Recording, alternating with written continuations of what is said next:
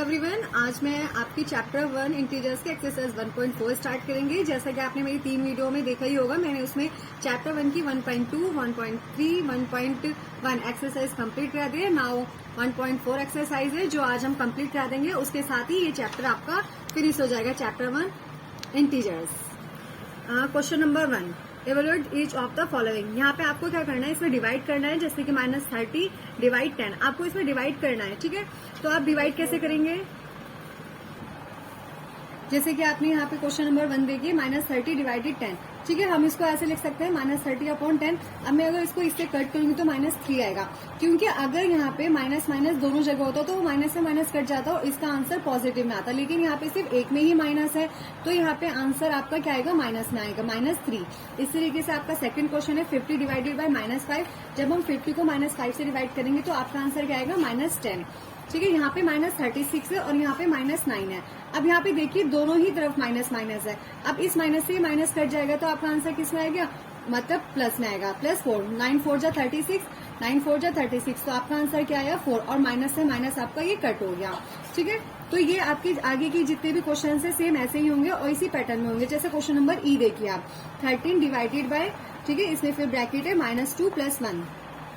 अब bracket close. अब इसमें हमें क्या करना है, पहले हमें जो ये ब्रैकेट है, हमेशा मैंने आपको बताया था कि जब भी ऐसे क्वेश्चंस होते हैं तो सबसे पहले हम जो स्टार्ट करते हैं उसको ब्रैकेट से स्टार्ट करते हैं। सबसे पहले हम इसके ब्रैकेट को ओपन करते हैं अकॉर्डिंग टू बॉडमास रूल। तो यहाँ पे हमने क्या किया, -2 + 1। ठीक है, क्योंकि यहाँ पे -2 + 1, अब माइनस प्लस माइनस होता है तो यहाँ पे क्या हो गया आपका -1।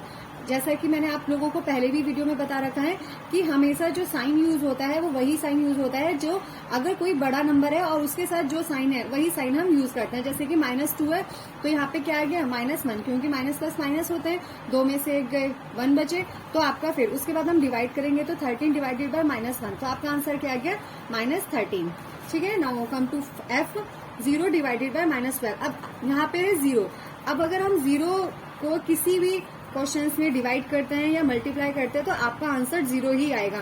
डजेंट मैटर कि वहां पे कौन सा साइन आपका यूज हो रहा है, पॉजिटिव या नेगेटिव, आंसर आपका 0 आएगा। ठीक है, इसी तरीके से आपके कंटिन्यू क्वेश्चंस हैं, आप इसको करके देखिए जो क्वेश्चंस मैंने नहीं समझाए हैं, और बाकी अगर आपको नहीं आ रहे हैं देन आस्क मी।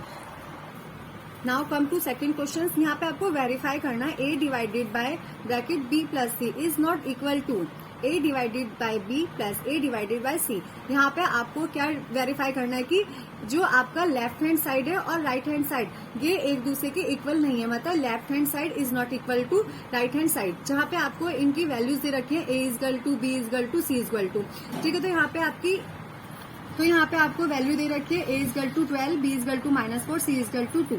ठीक है, अब हम क्या करेंगे, जो आपको ये वेरीफाई करने के लिए दिए रिएक्शन, इसमें हम इनकी वैल्यूज को पुट कर देंगे। उसके बाद हम दिखाएंगे कि ये वैल्यू क्या नाम है, इसके बाद कि आपका लेफ्ट हैंड साइड और राइट हैंड साइड दोनों इक्वल नहीं होने चाहिए। अगर ये दोनों इक्वल नहीं है एक दूसरे, देन ये आपका वेरीफाई हो जाएगा, और अगर ये दोनों एक दूसरे के इक्वल है, इट्स नॉट वेरीफाई। ठीक है, अब हमने यहाँ पे इनकी वैल्यू पुट करी। ठीक है, a = 12 है तो हमने a के नीचे 12 लिखा, b के नीचे -4, c के नीचे 2। इस तरीके से हमने दोनों तरफ इसकी वैल्यू पुट कर दी। उसके बाद हमने देखा इसको कैलकुलेट करके, तो यहाँ पे जो इसका आंसर आया वो आया है आपका -6 लेफ्ट हैंड साइड, और राइट हैंड साइड में आपका आंसर आया है 3, क्योंकि माइनस प्लस माइनस होते हैं और क्योंकि साइन प्लस है बड़े के साथ तो हमने क्या किया, प्लस लगा दिया। तो इधर की साइड आपका लेफ्ट हैंड साइड आया है -6 और राइट हैंड साइड आया है 3। इट्स मीन कि left hand side is not equal to right hand side. तो ये हमारा क्या हो गया, ये हमारा वेरीफाई हो गया। इसी तरीके से इसका सेकंड क्वेश्चन है, बी पार्ट है, इसमें भी आपकी a b c की अलग अलग वैल्यू पुट, मतलब वैल्यू दे रखी है। इन सबको आपके वैल्यू को इनमें रखना है और आपको बताना है कि इसमें की लेफ्ट हैंड साइड और राइट हैंड साइड की वैल्यू क्या है। अगर इन दोनों की वैल्यू अलग अलग है, इट्स मीन्स कि ये वेरीफाई हो जाएगा। जैसे कि हम इस करते हैं कि लेफ्ट हैंड साइड को अलग शो कर देते हैं और राइट हैंड साइड को अलग से निकाल देते हैं। ठीक है, ताकि आपको कंफ्यूजन ना हो दोनों तरफ को एक साथ लेते हुए। इसमें हमने क्या किया कि हमने अलग अलग करके देखा। अब जो हमारे लेफ्ट हैंड साइड की वैल्यू है वो -5 आई और राइट हैंड साइड की वैल्यू -20 आई, तो आपको नंबर से ही पता चल रहा है कि दोनों के दोनों क्या है, अलग अलग है। इट मीन्स कि ये भी क्या है, आपका verify. Now come to third question. यहाँ पे आपका फिल इन द ब्लैंक्स है। जैसे कि आपने पहले भी 1.3 एक्सरसाइज में क्या था कि आपको यहाँ पे क्या करना होता है, इसकी वैल्यू लिखनी होती है। जैसे 369 डिवाइडेड बाय बीच में आपका फिलअप्स है एंड इज इक्वल टू 369। अब आपको यहाँ पे ऐसा नंबर पुट करना है कि जिससे आपका डिवाइड करके आंसर 369 आए। तो हम यहाँ पे क्या करेंगे, अगर मैं यहाँ पे 1 लिख देती हूँ तो 1 को अगर हम 369 में डिवाइड करेंगे तो आपका आंसर वही आएगा 369। तो हम यहाँ पे क्या रखेंगे 1, ठीक है। इसी तरीके से यहाँ पे -75 है, इसको डिवाइड करके मतलब आपको ऐसा क्या नंबर लिखना है कि डिवाइडेड करके -1 आए।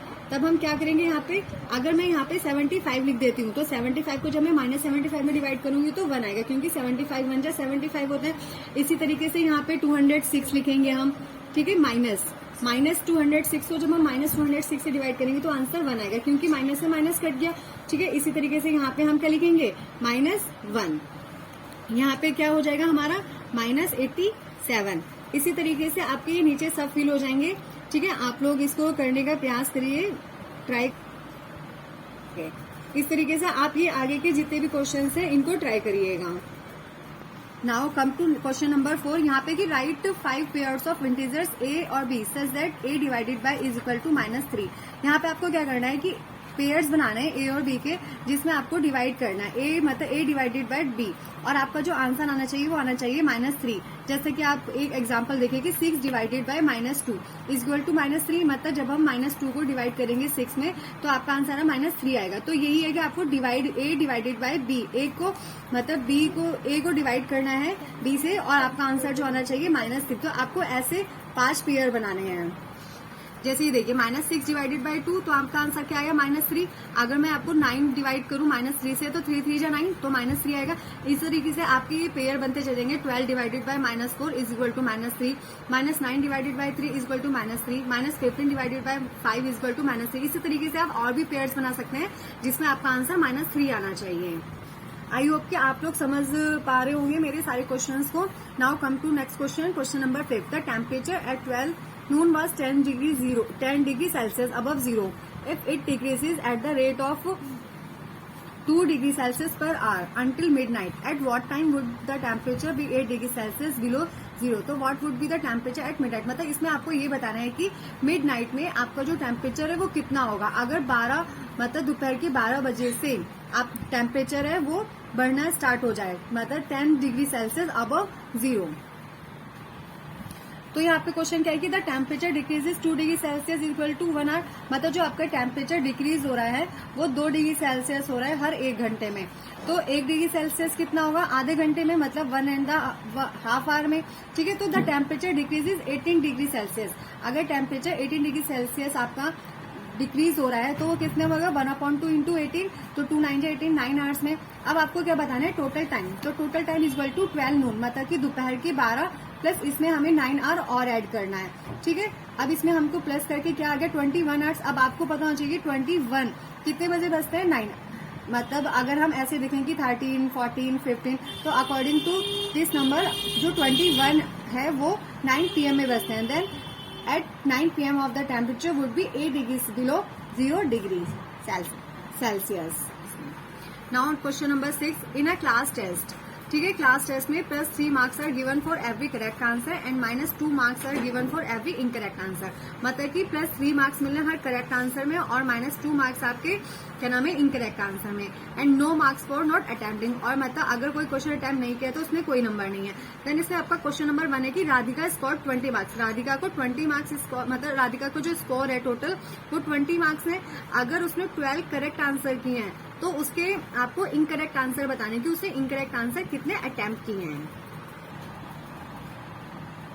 जैसे कि आपको मैंने बताया था कि करेक्ट आंसर के लिए 3 मार्क्स दिए हैं और इनकरेक्ट आंसर के लिए -2 मार्क्स, ठीक है।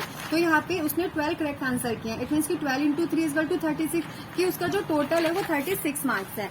लेकिन उसने क्या नाम है इनकरेक्ट आंसर्स किया। अब उसमें क्या करना है कि जो उसका टोटल स्कोर है वो तो 20 मार्क्स है, तो हम क्या करेंगे इसमें कि 20 - 36 कर देंगे, क्योंकि 36 उसके करेक्ट आंसर के अकॉर्डिंग नंबर आना चाहिए, लेकिन उसको मिला है 20 मार्क्स। अब हम जब 20 में से -36 को माइनस करेंगे तो आपका क्या आंसर आएगा -16, ठीक है। अब हमें क्या देखना है कि इनकरेक्ट आंसर तो number of incorrect answer is equal to -16/-2, क्योंकि हर क्वेश्चन के लिए -2 नंबर इनकरेक्ट आंसर्स के लिए दिए जा रहे हैं। तो इसमें क्या करेंगे माइनस से माइनस करके और 2 8 जा 16। इसका मतलब क्या होगा कि उसने जो इनकरेक्ट आंसर है वो कितने अटेम्प्ट किए हैं 8। कि Radhika has attempt incorrect questions, 8 incorrect questions.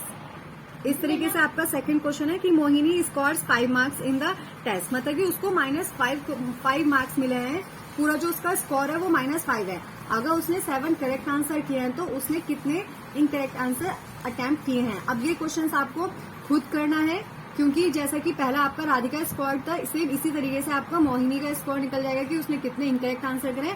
और इस क्वेश्चन को आप खुद करिए। अगर आपको नहीं समझ आ रहा है आप मुझसे कमेंट करके मुझसे पूछ सकते हैं इस वीडियो में कि हाँ ये कैसा होगा, लेकिन आप इसको सबसे पहले खुद ट्राई करिए, क्योंकि सेम वैसा ही है जैसा आपने फर्स्ट वाला का, जैसा मैंने आपको फर्स्ट वाला एक्सप्लेन किया। इस तरीके से आपका सेकंड क्वेश्चन है। Now come to the seventh question and mindset at the rate. Now again and question number 7 कि an elevator descend into a mine shaft at the rate of 6 metre per minute.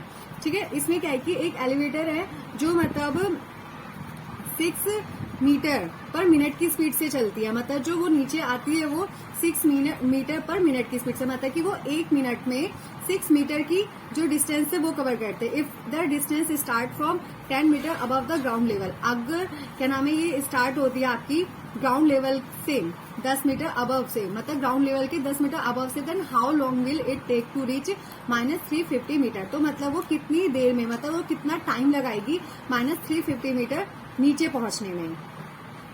तो अब इसमें आपको क्या करना है, पहले तो आपको ये बताना है कि उसने कितनी डिस्टेंस कवर की है, मतलब total distance covered by mine shaft is equal to 10 metre, मतलब 10 मीटर आपका ग्राउंड लेवल से -350 मीटर। अब हम इसमें क्या करेंगे, माइनस माइनस प्लस हो गया, तो उसकी जो टोटल डिस्टेंस कवर करी है वो कितनी करी है उसने, 360 मीटर।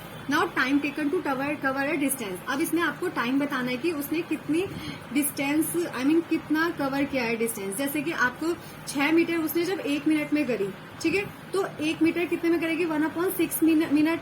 अब यहाँ पे कितना है कि उसकी जो डिस्टेंस है वो कितनी है, 360 मीटर।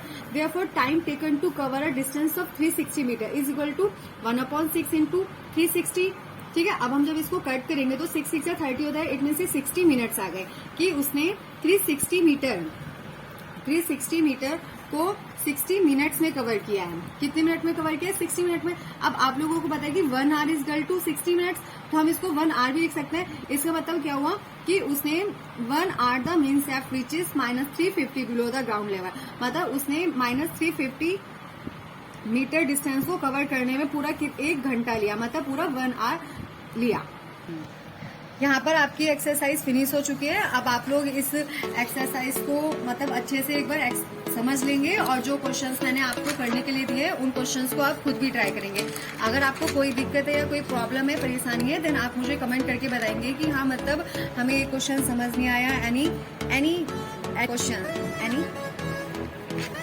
क्वेश्चंस। ठीक है, now thank you so much for watching my video and subscribe my channel. I hope कि आप लोगों को मेरी वीडियोस अच्छी लग रही हो और आपको साथ के साथ समझ भी आ रहा हो कि मैं मतलब कैसे इसको एक्सप्लेन कर रही हूँ। देन अगर आपको मेरी ये अच्छी लग रही है तो आप सब्सक्राइब करिए, लाइक करिए, शेयर करिए। Thank you so much for watching my